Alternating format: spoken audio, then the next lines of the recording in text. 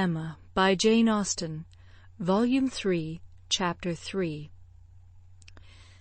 This little explanation with Mr. Knightley gave Emma considerable pleasure. It was one of the agreeable recollections of the ball, which she walked about the lawn the next morning to enjoy.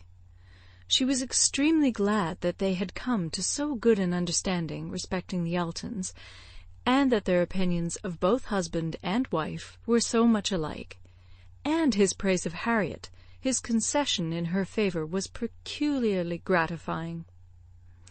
The impertinence of the Eltons, which for a few minutes had threatened to ruin the rest of her evening, had been the occasion of some of its highest satisfactions, and she looked forward to another happy result, the cure of Harriet's infatuation. From Harriet's manner of speaking of the circumstance before they quitted the ball-room, she had strong hopes. It seemed as if her eyes were suddenly opened, and she were enabled to see that Mr. Elton was not the superior creature she had believed him.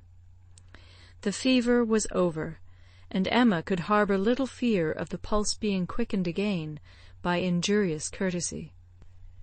She depended on the evil feelings of the Eltons for supplying all the discipline of pointed neglect that could be farther requisite. Harriet rational, Frank Churchill not too much in love, and Mr. Knightley not wanting to quarrel with her, how very happy a summer must be before her! She was not to see Frank Churchill this morning. He had told her that he could not allow himself the pleasure of stopping at Hartfield, as he was to be at home by the middle of the day. She did not regret it. Having arranged all these matters, looked them through, and put them all to rights, she was just turning to the house with spirits freshened up for the demands of the two little boys, as well as of their grandpapa, when the great iron sweep-gate opened, and two persons entered whom she had never less expected to see together. Frank Churchill, with Harriet leaning on his arm. Actually Harriet! A moment sufficed to convince her that something extraordinary had happened. Harriet looked white and frightened, and he was trying to cheer her. The iron gates and the front door were not 20 yards asunder. They were all three soon in the hall, and Harriet, immediately sinking into a chair, fainted away. A young lady who faints must be recovered, questions must be answered, and surprises be explained. Such events are very interesting, but the suspense of them cannot last long. A few minutes made Emma acquainted with the whole.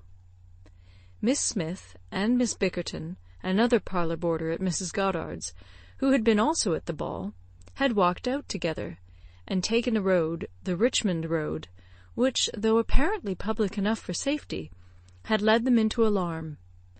About half a mile beyond Highbury, making a sudden turn, and deeply shaded by elms on each side, it became for a considerable stretch very retired, and when the young ladies had advanced some way into it, they had suddenly perceived at a small distance before them, on a broader patch of greensward by the side, a party of gipsies. A child on the watch came towards them to beg, and Miss Bickerton, excessively frightened, gave a great scream, and calling on Harriet to follow her, ran up a steep bank, cleared a slight hedge at the top, and made the best of her way by a short cut back to Highbury. But poor Harriet could not follow. She had suffered very much from cramp after dancing, and her first attempt to mount the bank brought on such a return of it as made her absolutely powerless. And in this state, and exceedingly terrified, she had been obliged to remain. How the trampers might have behaved, had the young ladies been more courageous, must be doubtful, but such an invitation for attack could not be resisted, and Harriet was soon assailed by 6 children, headed by a stout woman and a great boy, all clamorous and impertinent in look, though not absolutely in word.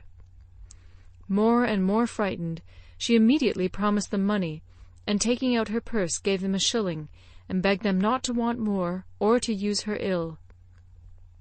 She was then able to walk, though but slowly, and was moving away, but her terror and her purse were too tempting, and she was followed, or rather surrounded, by the whole gang, demanding more.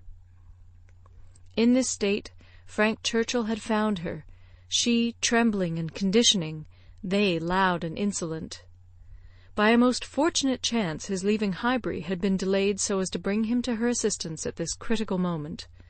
The pleasantness of the morning had induced him to walk forward, and leave his horses to meet him by another road, a mile or two beyond Highbury; and happening to have borrowed a pair of scissors the night before of Miss Bates, and to have forgotten to restore them, he had been obliged to stop at her door and go in for a few minutes.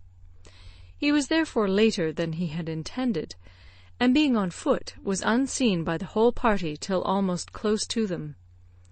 The terror which the woman and boy had been creating in Harriet was then their own portion. He had left them completely frightened, and Harriet, eagerly clinging to him, and hardly able to speak, had just strength enough to reach Hartfield before her spirits were quite overcome. It was his idea to bring her to Hartfield.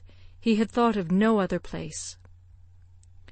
This was the amount of the whole story, of his communication and of Harriet's, as soon as she had recovered her senses and speech.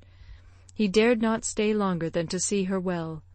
These several delays left him not another minute to lose, and Emma engaging to give assurance of her safety to Mrs. Goddard, and notice of there being such a set of people in the neighbourhood to Mr. Knightley, he set off, with all the grateful blessings that she could utter for her friend and herself. Such an adventure as this, a fine young man and a lovely young woman thrown together in such a way, could hardly fail of suggesting certain ideas to the coldest heart and the steadiest brain. So Emma thought, at least. Could a linguist, could a grammarian, could even a mathematician have seen what she did, have witnessed their appearance together and heard their history of it, without feeling that circumstances had been at work to make them peculiarly interesting to each other? How much more must an imaginist like herself be on fire with speculation and foresight, especially with such a groundwork of anticipation as her mind had already made. It was a very extraordinary thing. Nothing of the sort had ever occurred before to any young ladies in the place, within her memory. No rencontre, no alarm of the kind, and now it had happened to the very person, and at the very hour, when the other very person was chancing to pass by to rescue her. It certainly was very extraordinary. And knowing, as she did, the favourable state of mind of each at this period, it struck her the more. He was wishing to get the better of his attachment to herself, she just recovering from her mania for Mr. Elton. It seemed as if everything united to promise the most interesting consequences. It was not possible that the occurrence should not be strongly recommending each to the other. In the few minutes' conversation which she had yet had with him, while Harriet had been partially insensible, he had spoken of her terror, her naivete, her fervour as she seized and clung to his arm, with a sensibility amused and delighted; and just at last, after Harriet's own account had been given, he had expressed his indignation at the abominable folly of Miss Bickerton in the warmest terms. Everything was to take its natural course, however, neither impelled nor assisted. She would not stir a step, nor drop a hint. No, she had had enough of interference. There could be no harm in a scheme, a mere passive scheme. It was no more than a wish. Beyond it she would on no account proceed. Emma's first resolution was to keep her father from the knowledge of what had passed, aware of the anxiety and alarm it would occasion; but she soon felt that concealment must be impossible. Within half an hour it was known all over Highbury. It was the very event to engage those who talk most, the young and the low, and all the youth and servants in the place were soon in the happiness of frightful news. The last night's ball seemed lost in the gipsies. Poor Mr. Woodhouse trembled as he sat, and, as Emma had foreseen, would scarcely be satisfied without their promising never to go beyond the shrubbery again.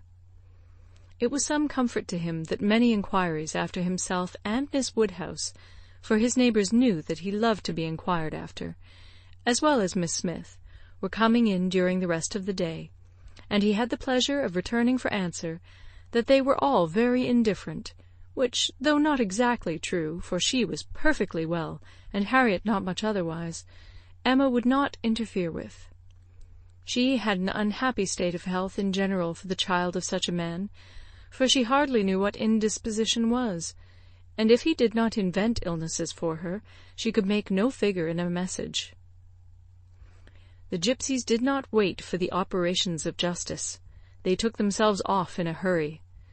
The young ladies of Highbury might have walked again in safety before their panic began, and the whole history dwindled soon into a matter of little importance but to Emma and her nephews. In her imagination it maintained its ground, and Henry and John was still asking every day for the story of Harriet and the gipsies, and still tenaciously setting her right if she varied in the slightest particular from the original recital. End of Chapter 3. Recorded in Toronto, Ontario by Moira Fogarty, January 2010.